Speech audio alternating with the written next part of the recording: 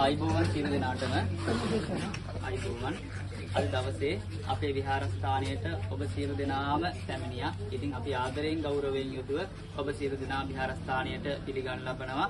ඒ වගේම විශාල ධන පරිත්‍යාගයක් විශාල බඩු භාණ්ඩ රාශියක් අපේ ජනතාව වෙනුවෙන් විහාරස්ථානයේ එවුම් පිහුම් කටයුතු වෙනුවෙන් අද දවසේදී පරිත්‍යාගය සිදු කරන්නට යෙදුණා. අපේ මුස්ලිම් ප්‍රජාව ඔක්කොම එක්කහුව වෙලා අද දවසේදී මෙසේ පරිත්‍යාගයන් සිදු කරන්නට යෙදුණා. ඒ සියලුම පරිත්‍යාගයන් බොහෝම ආදරයෙන් ගෞරවයෙන් යුතුව විහාරස්ථානයට බාර ගන්න ඔබ සියලු දෙනාටම ස්තුතිය ප්‍රකාශ කරනවා. ඉතින් අහිංසක ජනතාවක් විහාරස්ථානයේ තුර පහුගිය දවස් කීපෙම රැඳී සිටියා. මෙතන කඳවුරක්.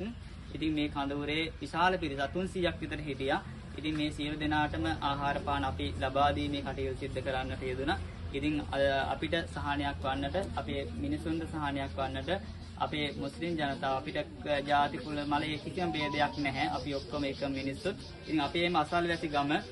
ඉතින් ඒ නිසා ඔබ සියලු දෙනාම මේ දක්වපු සහයෝගය සෙනෙහසින් යුතුව සිහිපත් කරනවා සහ ඔබ හැම දෙනාටම විහාරස්ථානයේ වෙනුවෙන් මේ සියලු දෙනා වෙනුවෙන් ස්තුතිය ප්‍රකාශ කරනවා. ස්තුතියි.